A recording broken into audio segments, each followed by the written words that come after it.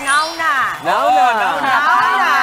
Okay na. Walang magugutom today. Pwede na ba kumain? Wow, mainit-init pa. Ang daming variety, oh. Panalo. Ay, panalo to. Ayun, Sarap ng iba-iba. creamy chicken. Empanado. Ang sarap sa akin, barbecue pulled pork. Panalo. Pinakamasarap sa akin, tuna spicy. Tuna spicy. Mama, Okay, ube okay. cheese. Ay, May pa-share Hawaiian mamaya. overload. Spicy caldereta. Uy, meron na Pa-share. ako ano, Ano? spinach and... Ano ba to? Cheese? Cheese. Okay, Yung okay, spinach, okay. mama. Teka lang. Ano, okay na ba kayo May bumata? ham and cheese Kaya na ako. ba? Kaya na? Baka may mga laman na, pa? pwede. Kaya, kaya. O, batiin natin sila. Good morning, mga kapatid! July 11 na. Oh, Pio, Jepuel.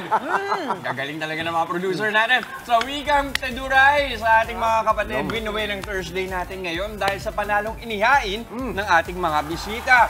Ang special, empanada. Yes, panalo-panalo na po sa itsura, panalo pa sa lasa, at panalo pa sa presyo. San ka pa? Sa mga kapatid po natin dyan, hindi lang pang merienda, aba perfect ding agahan itong empanada.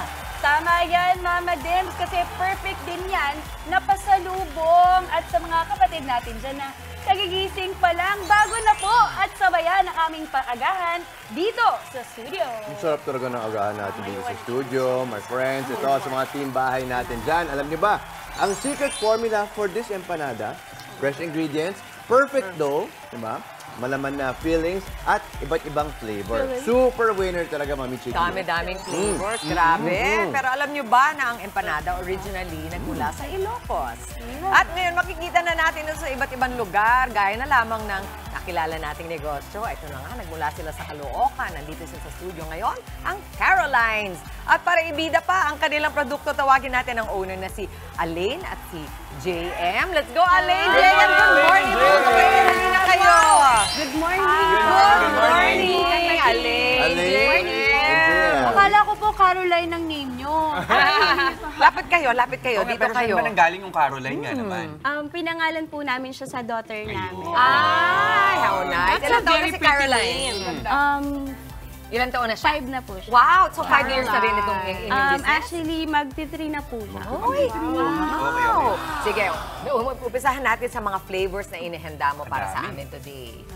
Actually, we have 16 flavors po. What? So, opo. At hindi ko po alam kung magdadagdag pa kami very soon. Kasi yung mga customer po namin is nagsasuggest ng mga favorites nila.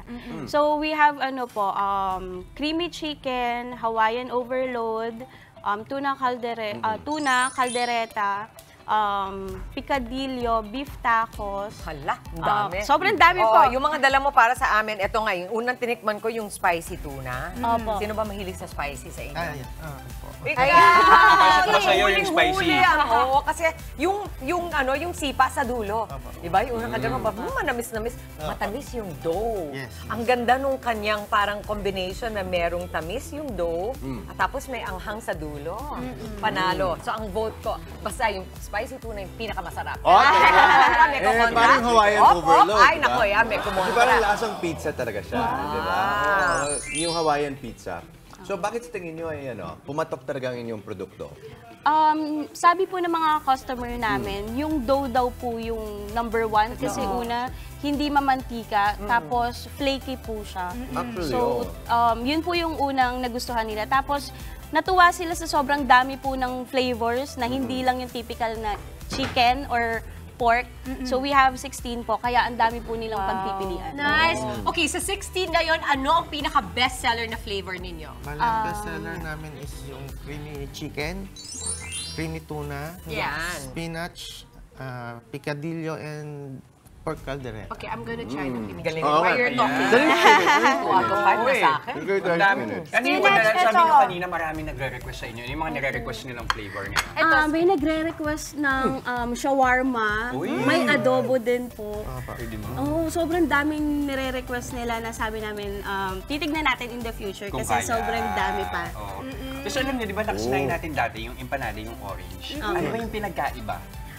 Pinagkaiba po kasi nito, yung dough namin is buttery po compared dun sa typical na orange po. And then, ito pong amin ay, yun nga po, flaky po siya. At kahit deep fry po siya is hindi po siya mamantika. Kaya yun po yung maganda sa Sa empanada. yung empanadas nyo, yun yung kakaiba talaga at kaya siya bumibenta. Siksik, ah. Ang tanong ko, like, ito so far, ito yung nagustuhan ko, yung barbecue pulled pork. Sobrang panalo to. Parang gusto ko kumain ng mga 10, okay lang. No promise, ang sarap. Pinatry ko kay Mama Dims. Pero Mama, ang tanong ko, mga magkano po nag-range yung mga empanada nyo? At sama nyo na rin po yung mga dessert nyo, Ma'am, kasi nakita ko meron si Uncle. Oh, ayun na. Nakita ni Mami Kiki. Magkano po yung empanada? Isang price lang po kami when it comes sa empanada. Talaga? 35 lang po 35. siya. Tapos, Per piece? yes po, per piece. And then online order po, nagsistart po sa 6 pieces and then it can go higher na po. So, nagko-customize na lang po yung clients namin ng kung ilang laman per box. Sa mga dessert, Yan naman po, ilan lang po yan sa sample namin. We favorite have ko yan. fudgy brownies, caramel bar, and Ubi ubi bar. Ayun, nagulat ako yung pagkagat ko ng ube, ano yung nasa loob? Yan po yung bread talaga. Tapos, dinip po siya Nakadip sa... po siya sa- Guys, yan yung childhood Childhood natin, Yes! childhood Mga ube. bakery. No, Yes. sa mga neighborhood bakery natin. No? Okay, I'm sure marami sa mga kapatid natin excited ng umorder ng Caroline's, empanada, pati ng inyong mga dessert. Paano ba nila kayo makukontak? You can reach us through our Facebook page po, which is Caroline's North Caloocan. So, message lang po kayo sa page namin and we have same-day delivery po. Kahit saan sa Metro Manila or lumalabas pa ba kayo? Yes po. Actually, we offer po business packages for resellers or distributors po. So, sa ganun po is frozen po siya. Frozen empanadas. And then, sila na po yung bahala mag-prepare sa area nila. Nakakaabot na po kami ng Ilocos, Isabela, Pampanga, Laguna. So, mostly Luzon po. Ganda nun, nakakapagbigay opportunity Yes. pa sa iba. Tama. Oo. At saka, ito lang, konting tip lang. Paano ba yung pinakamaganda pag-init ng Ayan. empanada? Ang pinaka-the best po is oven or toaster po or yung iba naman po ang ginagawa po nila. Yes, pwede din pong i-deep fry ulit or air fryer. Air fryer. Pwede pa. Wow, very good. Napakadali. Oh my gosh, order ako. Ang sarap. Di ba? Maraming salamat again, Aline and JM ng Caroline. Thank you po! thank you. Mga kapatid, Maui David po. Simula ng inyong araw na may alam at may pakialam sa mga may init at umaaksyong balita sa bansa. Para maging una sa balitaan, mag-subscribe at mag-follow sa social media pages ng News 5.